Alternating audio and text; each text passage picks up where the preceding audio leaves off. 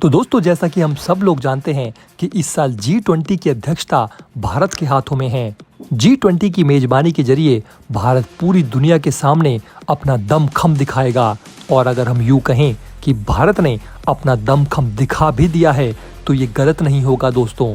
दरअसल दोस्तों, चीन की अकड़ ढीली करने के लिए भारत ने चीन को श्रीलंका और पाकिस्तान जैसे देशों को जो लोन दिया हुआ था उसको रीस्ट्रक्चर करने के लिए, यानी कि उसकी जो लोन की दरें थी उनको कम करने के लिए कहा था, ताकि इन देशों पर ज़्यादा बोझ ना पड़े। क्योंकि दोस्तों, हम सब लोग जानते हैं पाकिस्तान और श्रीलंका की इस समय क्या हालत है। उनकी अर्थव्यवस्था चरमराई हुई है, लेकिन चीन और उसकी कंपनियों को तो बस अपने पैसे से मतलब है। चाहे किसी देश के लोग मरें या जिएं, उससे चीन को कोई फर्क नहीं पड़ता। लेकिन दोस्तों, भारत ने चीन की इसी अकड़ को ढीला करते हुए ड्रैगन को दिखाई आंख, तो कंगाल पाकिस्तान को $2 अरब का लोन देने के लिए तैयार हो गया है चीन। और दोस्तों, ये भारत की बढ़ती ग्लोबल पावर का ही नतीजा माना जा रहा है। क्या है ये पूरा मुद्दा, इसके बारे में आपको बताएंगे। साथ ही दोस्तों, आपको बताएंगे कि पाकिस्तान की कंगाली से बच नहीं पाई फौज और ISI वहां के दूतावासों पर भी लगा ताला। महाकंजूसी पर उतर आए हैं पाकिस्तानी PM शहबाज शरीफ। इन सभी खबरों के बारे में डिटेल में जानकारी देंगे आगे आपको। लेकिन दोस्तों, हम अपना वीडियो शुरू करें इससे पहले सरहद पर खड़े हमारे भारतीय जवानों की हौसला अफजाई के लिए कमेंट बॉक्स में जय जवान और जय हिंद जरूर लिखें। तो दोस्तों, पाकिस्तान और चीन की दोस्ती के बारे में तो हम सबको पता है। पाकिस्तान चीन को अपना आयरन ब्रदर कहता है, यानी कि चीन पाकिस्तान की हर मुसीबत में साथ खड़ा होता है। पाकिस्तान अपने सदाबहार दोस्त चीन के कंधे पर इतना ज़्यादा टिक गया है कि अब उसे ड्रैगन अपनी उंगलियों पर नचा रहा है। लेकिन दोस्तों, पाकिस्तान में जो भूचाल आया हुआ है वो शांत होता दिखाई ही नहीं दे रहा। पाकिस्तान को नहीं दिख रहा कि चीन किस तरह से उसको पैसा दे देकर दबाए जा रहा है। कंगाल हो चुका पाकिस्तान डिफॉल्ट होने की कगार पर पहुंच गया है। खुद को पाकिस्तान का सदाबहार दोस्त बताने वाला चीन और ज्यादा लोन देने से मना कर रहा है। चीन ने अभी पाकिस्तान को $30 अरब से ज्यादा का लोन दे रखा है। इसमें से ज्यादातर पैसा CPEC यानी चीन पाकिस्तान इकोनॉमिक कॉरिडोर के लिए है, जो कि चीन खुद अपने फायदे के लिए ही बना रहा है। लेकिन दोस्तों, वहीं भारत अब पाकिस्तान के बचाव में उतर आया है। भारत इस समय G20 की मेजबानी कर रहा है और पूरी दुनिया को लीड कर रहा है। इसलिए भारत ने चीन को कहा कि पाकिस्तान को जो उसने कर्ज दिया हुआ है उसको रीस्ट्रक्चर करे। वहीं IMF ने लोन देने से पहले चीन से गारंटी मांग ली थी। चीन इससे बच रहा था। अब पाकिस्तानी मीडिया ने दावा किया है कि चीन पाकिस्तान को $70 करोड़ देने के लिए तैयार हो गया है। और ये दोस्तों, भारत के दबाव का ही नतीजा माना जा रहा है कि चीन भी अब भारत के आगे दबता नजर आ रहा है। लेकिन दोस्तों, पाकिस्तान को इसमें भारत को धन्यवाद देने में भी शर्म आ रही है। भारत तो पूरी दुनिया की मदद करता ही है। अपने दुश्मन तुर्की की भी भारत ने भूकंप के समय में बढ़ चढ़ कर मदद की थी और अब पाकिस्तान की भी मदद कर रहा है। पाकिस्तान को जब अकल आ जाएगी तो वो खुद दौड़ा भारत के पास आएगा। तो दोस्तों, भारत के दबाव के चलते चीन पाकिस्तान को $2 अरब का लोन देने वाला है।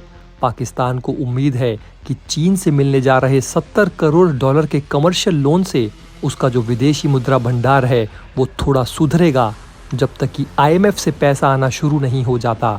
चीन की ओर से यह घटनाक्रम ऐसे समय पर हुआ है जब पाकिस्तान को $30 करोड़ का चीनी कमर्शियल लोन लौटाना है। पाकिस्तान और चाइना डेवलपमेंट बैंक के बीच ये $70 करोड़ का समझौता इसी वीक हुआ है। पाकिस्तान के फाइनेंस मिनिस्टर ने कहा है कि एक लोन को 1 या 2 दिन में रोल ओवर कर दिया जाएगा। इससे पाकिस्तान को ये कर्ज चुकाने के लिए ज़्यादा समय मिल जाएगा। उन्होंने ये नहीं बताया कि ये लोन किस देश ने दिया है, लेकिन दोस्तों, ये अंदाज़ा लगाया जा रहा है कि ये लोन चीन का ही है। पाकिस्तान ने कर्ज मिल सके इसके लिए $1.3 अरब के कमर्शियल लोन को पिछले दिनों इस लालच में लौटाया था ताकि उसे फिर से पैसा मिल सके। चीन के बैंक इस बार समझौता करने में ज़्यादा टाइम ले रहे हैं। पाकिस्तान का कुल विदेशी मुद्रा भंडार जो है दोस्तों, वो $3.2 अरब तक पहुंच गया है। पाकिस्तान को अगर नया विदेशी लोन नहीं मिलता है तो ये और ज़्यादा कम हो सकता है। पाकिस्तान को अब उम्मीद है कि उसे IMF से जल्द ही 1.1 अरब डॉलर का कर्ज मिल जाएगा। पाकिस्तान की अर्थव्यवस्था में जो इतना बड़ा भूचाल आया हुआ है, उससे दोस्तों पाकिस्तान की फौज, ISI और वहां के दूतावासों पर भी अब ताला जड़ना शुरू हो गया है। पाकिस्तान का संकट आने वाले समय में और बढ़ने वाला है। पाकिस्तानी सरकार नई भर्तियां भी नहीं कर रही है, साथ ही पुराने के जो खाली पद पड़े हुए हैं उनको भी दोस्तों वो खत्म कर रही है।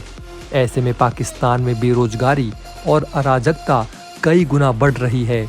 पाकिस्तान के प्रधानमंत्री शाहबाज शरीफ कंगाली से निपटने के लिए जल्द ही सरकार के खर्चों में कटौती की घोषणा करने वाले हैं। इसके तहत सभी सरकारी संस्थाओं के बजट में कटौती की जाएगी।